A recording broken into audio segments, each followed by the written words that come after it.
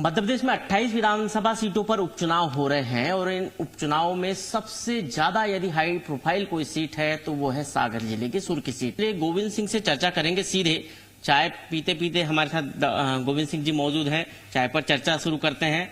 गोविंद सिंह जी, ये जो चुनाव है, ये चुनाव चर्चाओं में ये है कि टिकाऊ और बिकाऊ का चुनाव हो गया।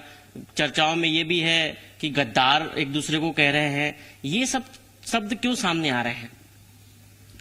ये कोई मुद्दे नहीं रहे। ये मुद्दे बनाने की कोशिश कांग्रेस पार्टी ने की थी, लेकिन कांग्रेस पार्टी की इस समय दुर्दशा पर आम जनता भी उनकी दुर्दशा को देख रही है कि भारतीय जनता पार्टी के प्रत्याशी तो तय थे। कांग्रेस पार्टी के लिए इन 5-6 महीनों में प्रत्याशी खड़े करने के लिए उम्मीदवार नहीं मिले, तो उन्होंने भारतीय जनता पार्टी से आयातित करके खड़े किए उम्मीदवार। हमारे क्षेत्र में जो उम्मीदवार खड़ी हैं भाजपा से आई हैं, सावेरे भाजपा से आई हैं, सिकरवार भाजपा से आए, ग्वालियर में बमोरी भाजपा से आए हैं। तो भाजपा से जब उन्होंने उम्मीदवार कांग्रेस में लड़ा रहे हैं तो वो गद्दार नहीं, क्या ईमानदार है वो? तो ये गद्दार ईमानदार का मामला कहीं नहीं चलता है। सच्चाई ये है कि कांग्रेस का कोई मुद्दा नहीं है और कांग्रेस ने पिछले 15 महीनों में जो कुछ किया वो जनता के सामने है। ये जो चुनाव है ये उस परिस्थिति में हो रहा है जब सरकार बदली, कांग्रेस की सरकार बदलकर बीजेपी की सरकार आई, और ये सरकार इसलिए बदली कि आप 22 लोग और बाद में 3 लोगों ने इस्तीफा दे दिया। तो ये जरूरत क्यों महसूस हुई आप लोगों को कि इस्तीफा दे देना चाहिए और सरकार जो है गिर जाएगी और भाजपा की सरकार बन जाएगी? देखिए, हर चीज की एक धैर्य की एक सीमा होती है। कोई भी घर का मुखिया होता है, अगर वो घर में सारे परिवार के लोगों को साथ लेकर चलता है तो घर आराम से खुशी खुशी चलता है। और अगर परिवार का मुखिया सबको साथ लेकर नहीं चलता तो घर बिखर जाता है, टूट जाता है। किसी पार्टी का, किसी सरकार का मुखिया मुख्यमंत्री होता है और मुख्यमंत्री सबको साथ लेकर चलता है तो सरकार चलती है, लेकिन नहीं चलता है तो परिवार जैसी स्थिति आती है। कांग्रेस पार्टी में कमलनाथ जी वन मैन शो, वो किसी की ना सुनते थे, ना उनका स्वभाव है, ना उनका नेचर है। अब अकेले अकेले चलोगे, अपनी अपनी ढपली, अपना अपना राग चलाओगे, विधायकों की नहीं सुनोगे, मंत्रियों की नहीं सुनोगे, कार्यकर्ताओं की नहीं सुनोगे, तो क्षेत्र के लोगों ने बहुत सारी उम्मीदों के साथ भेजा है कि हमारे यहाँ काम होंगे, विकास होगा। 15 साल बाद सरकार आई तो अपेक्षाएं बहुत थी लोगों की, लेकिन अपेक्षाएं पूरी करना तो ठीक है, सीएम के पास सुनने का समय नहीं था। तो हम लोगों को सोचा कि अपनी राय चुनो। हमने वो राय चुनी जो विकास की राय है, काम करने वाले लोगों की टीम है। आज भाजपा के साथ है, मुख्यमंत्री शिवराज सिंह चौहान जी के साथ है, अच्छे से काम हो रहे हैं और अच्छी प्रगति हो रही है। आप 5 से 6 मंत्री जो थे, क्या आप लोगों की नहीं सुनी जा रही थी उस समय सरकार में? क्या आप लोग कैबिनेट मंत्री थे? क्या आप लोगों के काम या आप लोगों की बातें जो है वो सुनी नहीं जा रही थी? ये सारी चीजें, क्या सच्चाई क्या इसके पीछे? नहीं, सच्चाई है। सच्चाई किसी हम लोगों की नहीं, कांग्रेस के जो मंत्री हैं, जो अब पूर्व मंत्री हो गए हैं, उन डॉक्टर गोविंद सिंह कितने सीनियर आदमी हैं, उनसे पूछिए, उनकी सुनिए क्या? जो मंत्री रहे हैं, कांग्रेस के भी रहे हैं, उनकी भी नहीं सुनी गई। वो तो अपने दिल पर पत्थर रख के बैठे रहे। तो सुनती किसकी थी? किसी की नहीं, खुद की सुनते थे। कमलनाथ खुद की सुनते। अच्छा, ये एक और बात, अब आप चुनाव मैदान में हैं तो बीजेपी में अब आप हैं, प्रत्याशी है बीजेपी की, तो क्या फर्क नजर आया इन 6 महीनों में? क्या कुछ क्षेत्र में विकास के मुद्दे पर क्या कुछ बातचीत हो रही है? जनता क्या कह रही है? जनता को आपने जो पहले कांग्रेस के नाम पर आप चुनाव लड़े थे, अब बीजेपी के नाम पर चुनाव लड़ रहे थे, जनता का क्या मूड है? जनता का मूड अच्छा है। जनता कह रही है कि, जनता की सोच है कि भारतीय जनता पार्टी एक विकास करने वाली पार्टी है, काम करने वाली पार्टी है। तो और जनता को ऐसा लगता है कि चूंकि सरकार केंद्र में भाजपा की है, मध्य प्रदेश में भाजपा की है और भाजपा का प्रत्याशी मैं हूं, तो सुर्खी से लेकर दिल्ली तक भाजपा की सरकार है। तो लोगों को उम्मीद जागी है कि अब काम होंगे, विकास होगा और क्षेत्र में काम दिखेगा। चुनाव की घोषणा तो बहुत बाद में हुई, लेकिन गोविंद सिंह बहुत पहले से चुनाव के मैदान में आ गए थे और क्षेत्र में दौड़ भाग कर रहे थे, जनता की समस्याएं सुन रहे थे और समस्याओं के आधार पर हमने देखा कि कई बड़ी बड़ी घोषणाएं भी यहाँ पर हुई है।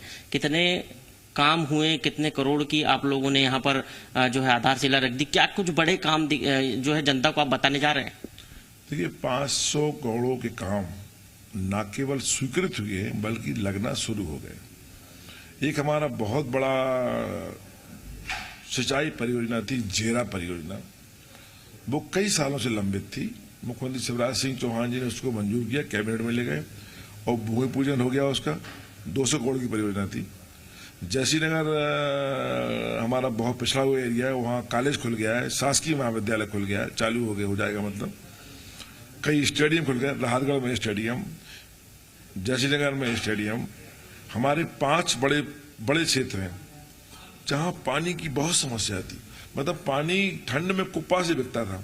बेलेरा में पानी की बहुत समस्या, जयसिंहर में पानी की समस्या, सुर्की में पानी की समस्या, सियोरा में पानी की समस्या। यहां हमने करीब 20 करोड़ रुपया की बड़ी परियोजनाएं मंजूर कराई हैं, नल जल योजनाएं। इसके अलावा 100 करोड़ रुपया उन्होंने दिया है कि गांव गांव में नल जल योजना खोलो, गांव गांव में पानी की समस्या खत्म हो जाएगी सुर्की क्षेत्र में। ये तैयारी हमने कर ली है। इसके अलावा बहुत बड़े बड़े रोड, 80-80 करोड़ के, 20 करोड़ के रोड। तो कुल मिला के काम तो अनंत है। मतलब मैंने शिवराज सिंह चौहान जी से जो कहा, उन्होंने इतना कहा, गोविंद अब सुर्की का विकास होगा और सुर्की के विकास के लिए हम सब साथ में। तो मुझे खुशी हुई कि मुख्यमंत्री जी न केवल सुनते हैं बल्कि तत्काल प्रभाव से काम भी करते हैं। अभी आप कह रहे थे कि ये तो ट्रेलर है, फिल्म में क्या कुछ आना है? मुख्यमंत्री जी अभी राहतगढ़ आए थे तो उन्होंने मंच से कहा कि सुर्की में विकास का जो 5 महीने हुआ है, ये ट्रेलर है। विकास की फिल्म तो अब शुरू होगी इन 3 सालों में। अभी 3 साल सरकार के लिए हैं। इन 3 सालों में विकास की गति पकड़ेगी और सुर्की एक अलग मानचित्र पर दिखेगी। और मैं विश्वास दिलाता हूं कि सुर्की में काम की रफ्तार न केवल तेज होगी बल्कि प्रदेश में सुर्की का नाम अपना स्थान बनाएगा। सागर जिला जो है वो मध्य प्रदेश नहीं, देश में फेमस है और इतना फेमस है कि खासकर कैंट के मामले में, यहाँ की यूनिवर्सिटी के मामले में। ऐसे में सुर्की क्षेत्र क्यों विकास से थोड़ा महरूम रहा? देखिए, सुर्की में मैं विपक्ष का एमएलए रहा। सरकार में मुझे कभी अवसर नहीं मिला। सरकार में पहली बार अवसर मिला था इन 15 महीनों में। तो अवसर मिला लेकिन अपेक्षाओं की पूर्ति नहीं हुई तो नुकसान हो गया। पर विपक्ष में रह के काम तो मैंने बहुत किए, पर अब लोगों को लग रहा है ना कि सरकार केंद्र में भी भाजपा की है, प्रदेश में भाजपा की है और सुर्की में भाजपा की है। अब काम होंगे और भाजपा को उम्मीदवार हूं मैं, तो अब काम होंगे, देखे काम देखेंगे। अच्छा, आप भाजपा में आए और सागर एक ऐसी जगह है जहां पर भाजपा के कई दिग्गज नेता है। ऐसे में कोऑर्डिनेशन कैसे हो पा रहा है? कैसे वो आपके साथ? कोई समस्या नहीं। भूपेंद्र सिंह हमारे छात्र जीवन के दोस्त हैं। दोनों हम लोगों ने छात्र राजनीति शुरू की थी, तो हम लोगों का तालमेल बहुत अच्छा है। भार्गव जी हमारे बहुत अच्छे बड़े भाई मित्र जैसे हैं, सीनियर है हमारे, बहुत अच्छा तालमेल है उनसे। तो हम भाजपा में हम लोगों का कहीं भी कोई ऐसा नहीं है कि संतुलन ना हो। क्षेत्र में हमारे जो भाजपा के नेता थे सब हमारे साथ काम कर रहे हैं। हमारे राजेंद्र सिंह जी थे, सुधीर यादव जी जो हमारे सामने चुनाव लड़े, पिछला चुनाव लड़े, दोनों साथ काम कर रहे हैं। तो हम लोग बहुत अच्छा तालमेल है। अच्छा, यहाँ की जो कांग्रेस की प्रत्याशी वो कई जगह प्रचार में ये कह रही कि बड़ी बड़ी सिंचाई परियोजनाएं उनने स्वीकृत कराई है जब वो विधायक थी और बहुत सारे काम क्षेत्र में उन्होंने किए हैं। आप लोगों ने कुछ नहीं किया, सब कुछ उन्होंने किया, ये वो जनता के बीच में जाके कह रही है। सब भारतीय जनता पार्टी शिवराज सिंह चौहान ने किया है, उन्होंने कुछ नहीं किया है। पिछले 7 सालों से जनता पूछ रही विधायक थी कहाँ। आज गांव गांव में लोग पूछ रहे हैं, जनता पूछ रही एक सवाल, कहाँ रही थी विधायक, पूर्व विधायक 7 साल। जनता में कभी गई नहीं, जनता से मिली नहीं, विकास कार्य कहीं नहीं हुआ। 1-2 डैम बने हैं तो भारतीय जनता पार्टी की सरकार ने बनाए, ना कि विधायक ने।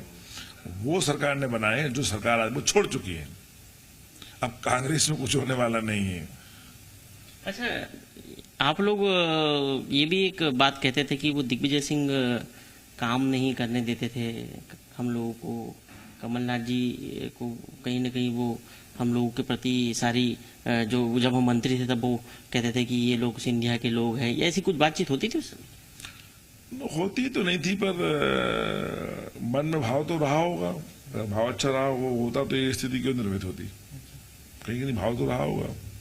अच्छा, ये एक और सवाल है। अभी एक चर्चा थी कि दिग्विजय सिंह ने अपने ऑफिशियल फेसबुक अकाउंट पर रेड कार्ड जारी किए, उसमें लिखा कि ये फलाना जो कांग्रेस का विधायक था इतने करोड़ में बिक गया, 35 करोड़ में बिक गया। अभी सुना है कि आप लोगों ने मानहानि का नोटिस दे दिया, क्या कुछ था ये पूरा मामला? इसमें दिग्विजय सिंह जी से मैं प्रश्न करना चाहता हूं कि जब उनके भाई लक्ष्मण सिंह जी भाजपा में चले गए थे तो उनने कितने करोड़ लिए थे, उसमें उन्होंने वो मेंशन नहीं किया। उन्हें मेंशन करना चाहिए कि लक्ष्मण सिंह इतने में बिके। तो घर का व्यक्ति कांग्रेस छोड़ के भाजपा में चला गया, वो चर्चा तो करते नहीं है।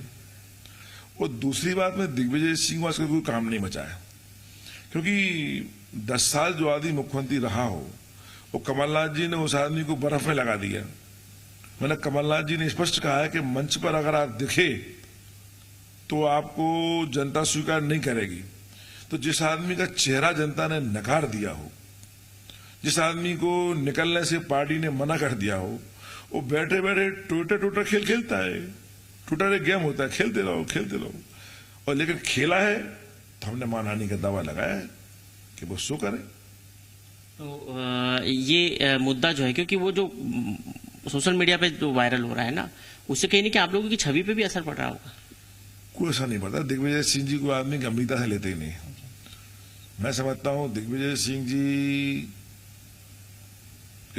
का हाल ये हो गया है कि न उन्हें भाजपा न उन्हें कांग्रेस कोई गंभीरता से नहीं लेता। कमलनाथ जी ने भी उनको एक या साल भर गंभीरता से लिया है, बाद में वो भी उनकी कोई बातों को ज्यादा तवज्जो नहीं देते थे।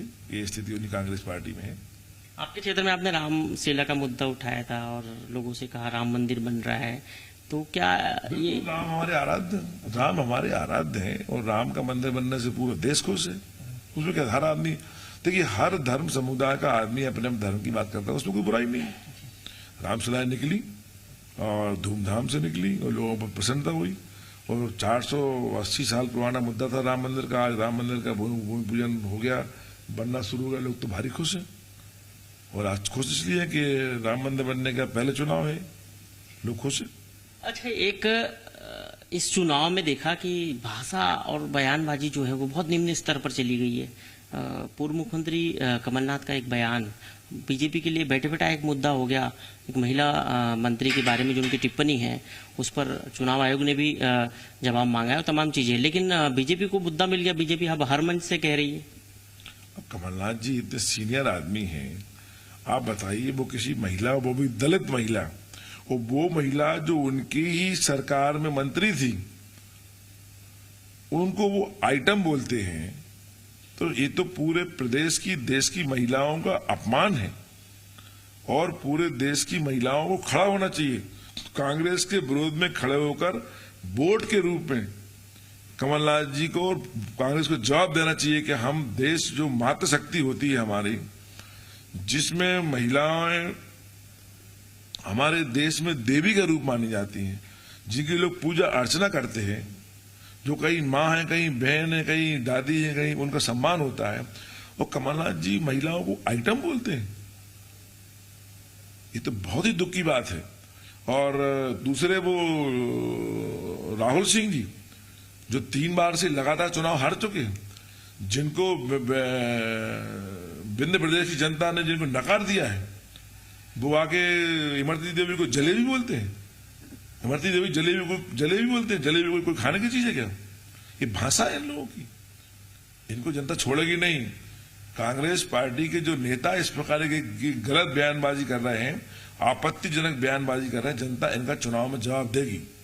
अच्छा गोविंद सिंह जी, एक सवाल के भी कम समय रह गया अब तो वोटिंग के लिए, लेकिन बड़े दिग्गज नेताओं का जमावड़ा सुर्खी में हो रहा है। खूब सारी सभाएं हो रही, ज्योतिरादित्य सिंधिया हो, शिवराज सिंह चौहान हो, प्रहलाद पटेल हो, तो इतने लोगों, उमा भारती हो, इतने लोगों को बुलाने की क्या जरूरत है? क्या ये लगता है कि वोटर जो है इनके आने से ज्यादा प्रभावित होंगे? देखिए, बुलाने की बात नहीं है, हमारे वरिष्ठ नेता हैं और सभी जगह इन्हें कार्यक्रम बने हैं, तो हमारे कार्यक्रम बनते हैं। हमारे यहाँ सिंधिया जी का प्रोग्राम बना, मुख्यमंत्री शिवराज सिंह चौहान जी का बना। अब आने वाली 26 तारीख को बिलहरा में उसमें उमा भारती जी आ रही हैं और सिंधिया जी आ रहे हैं, प्रहलाद जी का कार्यक्रम बनने वाला है। तो स्वागत है ना, बड़े नेता है, आना चाहिए, लोग सुनते हैं इनको बातों और तवज्जो देते हैं। अच्छा, अंतिम सवाल ये है कि गोविंद सिंह चुनाव जीत गए तो सुर्खी में कौन सा बड़ा काम करने जा रहे हो जिससे सुर्खी की जनता उनको हमेशा याद रखती रहे? देखिए, सुर्खी में बड़ा काम नहीं, सुर्खी में बहुत काम है। हम बड़े काम में विश्वास नहीं करते, एक बड़ा काम कर दिए घर बैठ गए। हम चाहते हैं सुर्खी में सब वो काम हो जो मूलभूत आवश्यकता है, चाहे अस्पताल हो, चाहे कॉलेज हो, चाहे रोड हो, चाहे पानी की व्यवस्था हो, चाहे सिंचाई परियोजनाएं हो, जी मूलभूत आवश्यकता है, और हमारा ध्यान मूलभूत आवश्यकताओं पर रहेगा। तो गोविंद सिंह सुर्खी से भाजपा के प्रत्याशी भी है। जनता की उम्मीदों पर खरा उतरने के लिए उन्होंने हमसे बातचीत की और तमाम अपने मुद्दे भी बताए और विपक्ष पे वार भी किए। लेकिन बड़ा सवाल ये है कि अब मतदाताओं के बीच गोविंद सिंह जा रहे हैं और जनता को ये बताएंगे कि आखिर भाजपा और कांग्रेस में फर्क क्या है। कैमरा पर्सन कैलाश मालवी के साथ विवेक पटिया, जी मीडिया, सुर्खी।